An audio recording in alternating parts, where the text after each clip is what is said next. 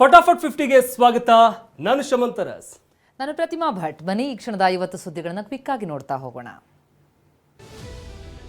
ದರ ಏರಿಕೆಯಿಂದ ಕಂಗೆಟ್ಟಂತಹ ಬೆಂಗಳೂರು ಮಂದಿಗೆ ಮತ್ತೊಂದು ಶಾಕ್ ಎದುರಾಗಿದೆ.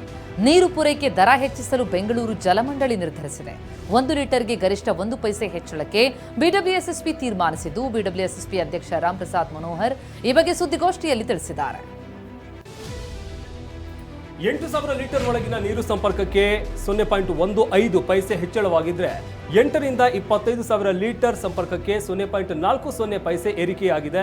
ಇನ್ನು 25ರಿಂದ 55,000 ಲೀಟರ್ ನೀರು ಸಂಪರ್ಕಕ್ಕೆ 0.80 ಪೈಸೆ ಹೆಚ್ಚಳವಾಗಲಿದ್ರೆ 50,000ದಿಂದ 1 ಲಕ್ಷ ಲೀಟರ್ ನೀರು ಬಳಕೆಗೆ 1 ಪೈಸೆ ಏರಿಕೆಯಾಗಲಿದ್ದು, ಬಿಡಬ್ಲ್ಯೂಎಸ್ಎಸ್ಬಿಯಿಂದ ನಾಳೆ ಅಧಿಕೃತ ಪ್ರಕಟಣೆ ಹೊರಬೀಳುವ ಸಾಧ್ಯತೆ ಇದೆ. ನೀರು ಪೂರೈಕೆ ದರ ಹೆಚ್ಚಿಸಲು ನಿರ್ಧರಿಸಿರುವಂತಹ ಬಿಡಬ್ಲ್ಯೂಎಸ್ಎಸ್ಪಿ ನಿರ್ಧಾರದಿಂದ ಬೆಂಗಳೂರಿನ ಗೃಹ ಬಳಕೆ ಗ್ರಾಹಕರಿಗೆ ಪ್ರತಿ ತಿಂಗಳು 20ರಿಂದ 30 ರೂಪಾಯಿ ಹೊರೆಯಾಗಲಿದೆ. ವಾಣಿಜ್ಯ ಬಳಕೆದಾರರಿಗೆ 50ರಿಂದ 60 ರೂಪಾಯಿ ಏರಿಕೆ ಸಾಧ್ಯತೆ ಇದ್ದು, ನೈರ್ಮಲ್ಯ ನೀರು ಬಳಕೆಗೆ ತಿಂಗಳಿಗೆ 10ರಿಂದ 15 ರೂಪಾಯಿ ಏರಿಕೆಯಾಗುವ ಸಾಧ್ಯತೆ ಇದೆ. ರಾಜ್ಯ ಸರ್ಕಾರ ಡೀಸೆಲ್ ಮೇಲಿನ ಮಾರಾಟ ದರವನ್ನು 7 ರೂಪಾಯಿ ಹೆಚ್ಚಿಸಿದೆ. ಇದೀಗ ಶಾಲಾ ವಾಹನಗಳ ಶುಲ್ಕ ಹೆಚ್ಚಿಸುವುದಕ್ಕೆ ಖಾಸಗಿ ಶಾಲಾ ವಾಹನ ಸಂಘ ನಿರ್ಧರಿಸಿದೆ. ಪ್ರಸಕ್ತ ವರ್ಷದಿಂದಲೇ ನೂತನ ದರ ಜಾರಿಯಾಗಲಿದೆ ಅಂತ ಖಾಸಗಿ ಶಾಲಾ ವಾಹನ ಸಂಘದ ಅಧ್ಯಕ್ಷ ಎಸ್ ನಟರಾಜ್ ಶರ್ಮಾ ತಿಳಿಸಿದ್ದಾರೆ. ಬೆಲೆ ಏರಿಕೆ, ಮುಸ್ಲಿಮರಿಗೆ ಗುತ್ತಿಗೆ ಕಾಮಗಾರಿಯಲ್ಲಿ ಮೀಸಲಾತಿ, ಎಸ್ಸಿ ಎಸ್ಟಿ ಹಣ ದುರುಪಯೋಗದ ವಿರುದ್ಧ ಜನಾಕ್ರೋಶ ಯಾತ್ರೆ ನಡೆಸ್ತಾ ಇರುವಂತಹ ಬಿಜೆಪಿ ನಾಯಕರು ಮಡಿಕೇರಿಯಲ್ಲಿಂದು ಪ್ರತಿಭಟಿಸಿದರು. ಇದಾದ ಬಳಿಕ ಮಂಗಳೂರಿಗೆ ತೆರಳಿದ ನಾಯಕರು ಬೃಹತ್ ಪ್ರತಿಭಟನಾ ರ್ಯಾಲಿ ನಡೆಸಿದ್ದಾರೆ. ಕಾಂಗ್ರೆಸ್ ಸರ್ಕಾರದ ಬೆಲೆ ಏರಿಕೆ ವಿರುದ್ಧ ಜೆಡಿಎಸ್ ಪ್ರೊಟೆಸ್ಟ್ ಅಭಿಯಾನ ಆರಂಭಿಸಿದೆ.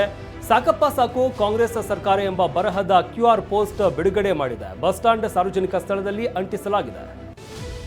ಉಜ್ವಲ ಸಿಲಿಂಡರ್ ಬೆಲೆಯನ್ನ 50 ರೂಪಾಯಿ ಹೆಚ್ಚಿಸಿರುವ ಕೇಂದ್ರ ಸರ್ಕಾರದ ವಿರುದ್ಧ NSUI ಕಾರ್ಯಕರ್ತರು ಬೆಂಗಳೂರಿನಲ್ಲಿ ಪ್ರತಿಭಟಿಸಿದರು.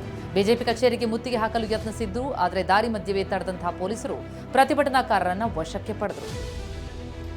ಅಡುಗೆ ಅನಿಲ ಸಿಲಿಂಡರ್ ದರ ಏರಿಕೆಯನ್ನ ಖಂಡಿಸಿ ಕೇಂದ್ರ ಸರ್ಕಾರದ ವಿರುದ್ಧ ಕಾಂಗ್ರೆಸ್ ಕಾರ್ಯಕರ್ತರು ಹುಬ್ಬಳ್ಳಿ, ಕಲಬುರಗಿ, ರಾಯಚೂರು, ರಾಮನಗರ ಸೇರಿದಂತೆ ರಾಜ್ಯದ ವಿವಿಧ ಜಿಲ್ಲೆಗಳಲ್ಲಿ ಪ್ರತಿಭಟನೆ ನಡೆಸಿದರು. ಕಲಬುರಗಿಯಲ್ಲಿ ನಡು ರಸ್ತೆಯಲ್ಲೇ ಚಹಾ ತಯಾರಿಸಿ ವಿಭಿನ್ನವಾಗಿ ಪ್ರೊಟೆಸ್ಟ್ ಮಾಡಿದ್ದಾರೆ. ರಾಜ್ಯ ಕಾಂಗ್ರೆಸ್ ಸರ್ಕಾರದ ವಿರುದ್ಧ ಅಮೃತ್ ಯೋಜನೆಯ 17,000 ಕೋಟಿ ರೂಪಾಯಿ ಅನುದಾನ ದುರ್ಬಳಕೆ ಆರೋಪ ಕೇಳಿಬಂದಿದ್ದು, ಬಿಜೆಪಿ ಮುಖಂಡ, ಸಾಮಾಜಿಕ ಹೋರಾಟಗಾರ NR ರಮೇಶ್ ಲೋಕಾಯುಕ್ತ ಅಪರ ಪೊಲೀಸ್ ಮಹಾನಿರ್ದೇಶಕರಿಗೆ 7,281 ಪುಟಗಳ ಸಹಿತ ದೂರು ಸಲ್ಲಿಸಿದ್ದಾರೆ. ಚೆಕ್ ಬೌನ್ಸ್ ಪ್ರಕರಣದಲ್ಲಿ ಮಾಜಿ ಸಚಿವ ಬಿ ನಾಗೇಂದ್ರಗೆ ಸೇರಿ 3 ಆರೋಪಿಗಳಿಗೆ 42ನೇ ACJM ಕೋರ್ಟ್ ಶಿಕ್ಷೆಯನ್ನು ಪ್ರಕಟಿಸಿದೆ. ಒಟ್ಟು 1,25,00,000 ದಂಡ ಪಾವತಿಸುವಂತೆ 3 ಆರೋಪಿಗಳಿಗೆ ಆದೇಶಿಸಲಾಗಿದೆ. ದಂಡ ಪಾವತಿಸದಿದ್ದರೆ 1 ವರ್ಷ ಸೆರೆವಾಸ ಅನುಭವಿಸುವುದಕ್ಕೆ ಸೆರೆವಾಸದ ಎಚ್ಚರಿಕೆ ನೀಡಲಾಗಿದೆ. ಮೂಡಾ ಕೇಸ್ನಲ್ಲಿ ಸಿಎಂ ಸಿದ್ದರಾಮಯ್ಯಗೆ ಕ್ಲೀನ್ ಚಿಟ್ ಕೊಟ್ಟಿರುವಂತಹ ಲೋಕಾಯುಕ್ತ ಬಿ ರಿಪೋರ್ಟ್ ಅನ್ನು ಪ್ರಶ್ನಿಸಿ ತಕರಾರು ಅರ್ಜಿ ಸಲ್ಲಿಸಿರುವ ಇಡಿ ಇವತ್ತು ಮುಚ್ಚಿದ ಲಕೋಟೆಯಲ್ಲಿ 27 ದಾಖಲೆಗಳನ್ನು ಸಲ್ಲಿಸಿತು. ಜನಪ್ರತಿನಿಧಿಗಳ ವಿಶೇಷ ಕೋರ್ಟ್ಗೆ ಇಡಿ ಸಲ್ಲಿಸಿದೆ. ಇಡಿ ಸಲ್ಲಿಸಿರುವ ತಕರಾರು ಅರ್ಜಿಯನ್ನ ಜನಪ್ರತಿನಿಧಿಗಳ ವಿಶೇಷ ಕೋರ್ಟ್ ಸ್ವೀಕರಿಸಬೇಕು ಅಂತ ಇಡಿ ಪರ ವಕೀಲ ಮಧುಕರ್ ದೇಶಪಾಂಡೆ ವಾದ ಮಂಡಿಸಿದ್ದಾರೆ. ಲೋಕಾಯುಕ್ತ ದಾಖಲೆಗಳಲ್ಲಿ ಆರೋಪ ಪಟ್ಟಿಯಲ್ಲಿ ಪೇಜ್ 649ರಿಂದ 703ರವರೆಗೆ ಇಡಿ ಸಲ್ಲಿಸಿದ ದಾಖಲೆಗಳನ್ನು ಪರಿಗಣಿಸಿದ್ದಾರೆ ಅಂತ ಹೇಳಿದ್ದಾರೆ.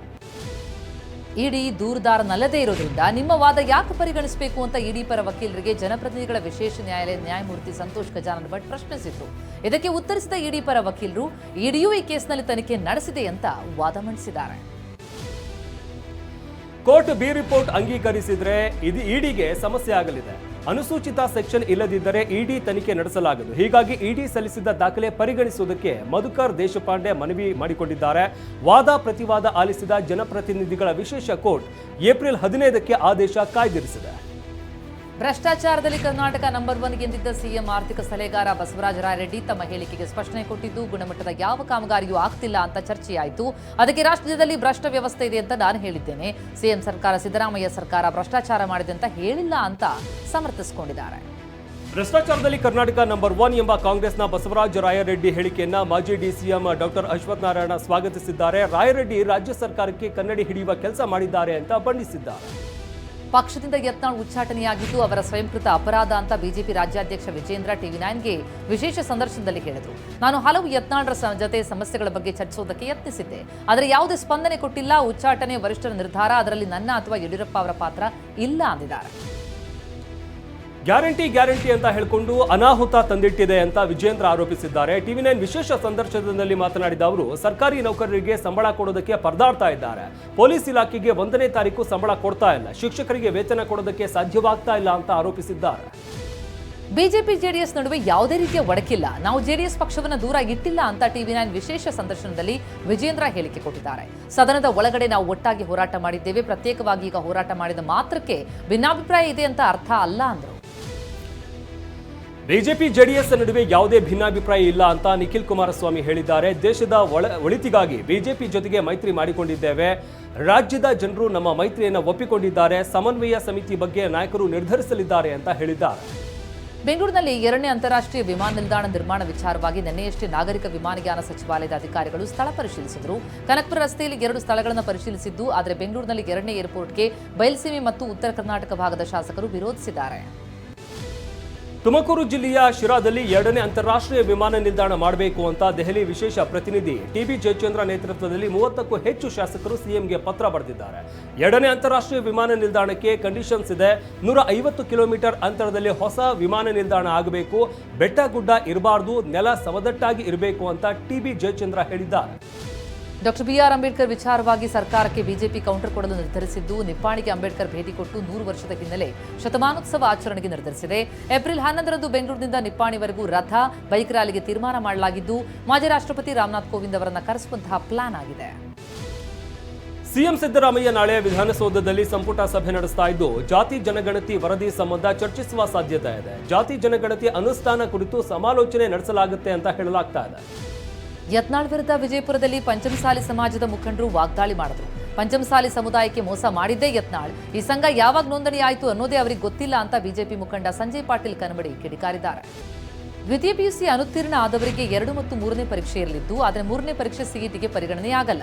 2ನೇ ಪರೀಕ್ಷೆ ನಡೆಯುವವರೆಗೆ ಮಾತ್ರ ಕಾಯೋದಕ್ಕೆ ಸಾಧ್ಯ ಅಂತ ಕರ್ನಾಟಕ ಶಿಕ್ಷಣ ಪ್ರಾಧಿಕಾರ ತಿಳಿಸಿದ್ದು, ಇದರಿಂದಾಗಿ ಪ್ರಾಥಮಿಕ ಪ್ರೌಢಶಿಕ್ಷಣ ಸಚಿವ ಮಧು ಬಂಗಾರಪ್ಪ ಕೊಟ್ಟಂತಹ ಹೇಳಿಕೆ ಗೊಂದಲಕ್ಕೆ ಕಾರಣ ಆಗಿದೆ. ಇತ್ತೀಚೆಗೆ ಯಾವ ಫುಡ್ ತಿನ್ನಬೇಕು, ಯಾವುದನ್ನ ತಿನ್ನಬಾರ್ದು ಅನ್ನೋದೇ ಗೊತ್ತಾಗ್ತಾ ಇಲ್ಲ ಅಂತ ಬೆಂಗಳೂರಿನ ಜನ ಆತಂಕ ವ್ಯಕ್ತಪಡಿಸಿದ್ದಾರೆ. ಮಿನರಲ್ ವಾಟರ್ ಬಾಟಲ್ಗಳಲ್ಲಿ ಬ್ಯಾಕ್ಟೀರಿಯಾ ಪತ್ತೆಯಿಂದಾಗಿ ಇನ್ಮುಂದೆ ಇಂತಹ ಬಾಟಲ್ ಖರೀದಿಸಲ್ಲ ಅಂತ ಹೇಳ್ತಾ ಇದ್ದಾರೆ. ಮಂಗಳೂರು ಮತ್ತು ಉಡುಪಿಯ ಜನತೆ ಕೂಡ ಕಲಬೆರಕೆ ಆಹಾರದ ವಿರುದ್ಧ ಕ್ರಮಕ್ಕೆ ಆಗ್ರಹಿಸಿದ್ದಾರೆ.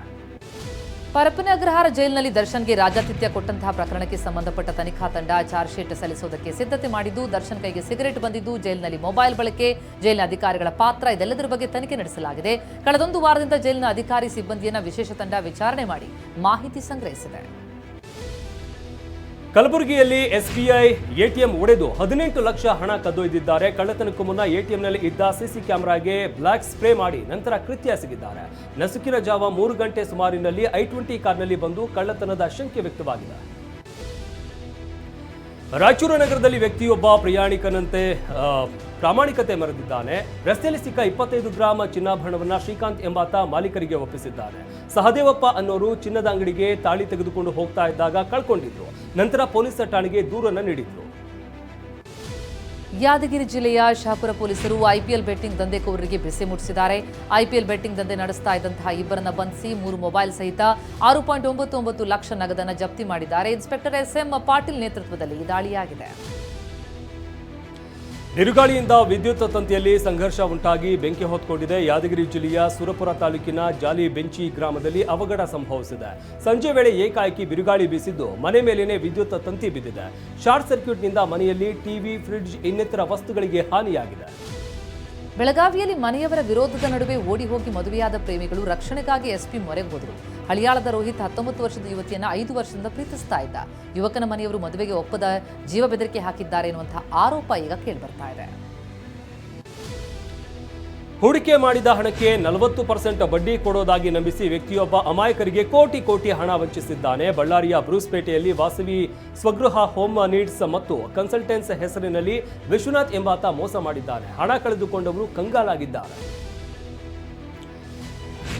ಕಾರ್ಸನ್ ರೂಫ್ನಲ್ಲಿ ಜಾಲಿ ರೈಡ್ ಮಾಡಿದವರಿಗೆ ಬೆಂಗಳೂರಿನ ಆರ್ಟಿ ನಗರ ಪೊಲೀಸರು ಬಿಸಿ ಮುಟ್ಟಿಸಿದ್ದಾರೆ. ಮಕ್ಕಳು ಸೇರಿದಂತೆ 3 ಸನ್ರೂಫ್ನಲ್ಲಿ ನಿಂತು ಸಂಚಾರ ನಿಯಮವನ್ನು ಉಲ್ಲಂಘಿಸಿದ್ದಾರೆ. ಕಾರ್ ಮಾಲೀಕರಿಗೆ ಪೊಲೀಸರು 1,000 ರೂಪಾಯಿ ದಂಡ ಹಾಕಿದ್ದಾರೆ. ಮಲೆನಾಡು ಚಿಕ್ಕಮಗಳೂರಿನಲ್ಲಿ ಭಾರೀ ಮಳೆಯಿಂದ ಬಸ್ ನಿಯಂತ್ರಣ ತಪ್ಪಿ ಮನೆ ಮೇಲೆ ಪಲ್ಟಿಯಾಗ್ಬಿಡ್ತು. ಕೊಪ್ಪ ತಾಲೂಕಿನ ಜೈಪುರ ಬಳಿ ಘಟನೆಯಾಗಿದೆ. ಬೆಂಗಳೂರಿನಿಂದ ಶೃಂಗೇರಿಗೆ ತೆರಳುತ್ತಾ ಇದ್ದ ವೇಳೆ ಅಪಘಾತ ಆಗಿದ್ದು ಬಸ್ನಲ್ಲಿದ್ದ 30ಕ್ಕೂ ಹೆಚ್ಚು ಪ್ರಯಾಣಿಕರಿಗೆ ಗಂಭೀರ ಗಾಯ ಆಗಿದೆ.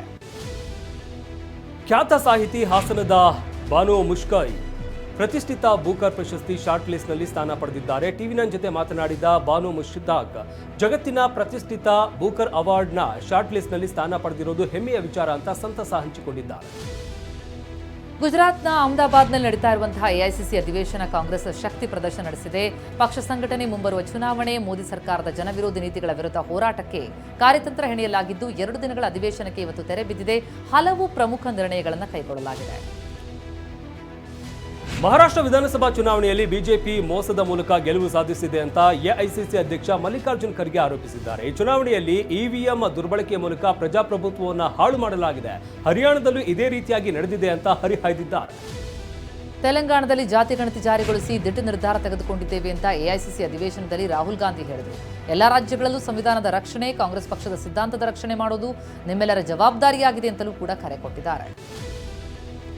2008ರ ಮುಂಬೈ ದಾಳಿ ಪ್ರಕರಣದ ಆರೋಪಿ ತಹಾವುರ್ ರಾಣಾನನ್ನ ಅಮೆರಿಕ ಭಾರತಕ್ಕೆ ಗಡೀಪಾರು ಮಾಡಿದೆ. ಲಾಸ್ ಏಂಜಲೀಸ್ ಜೈಲಿನಲ್ಲಿದ್ದ ರಾಣಾನನ್ನ ರಾಷ್ಟ್ರೀಯ ತನಿಖಾ ದಳದ ಅಧಿಕಾರಿಗಳು ವಿಮಾನದ ಮೂಲಕ ಭಾರತಕ್ಕೆ ಕರೆತರ್ತಾ ಇದ್ದಾರೆ.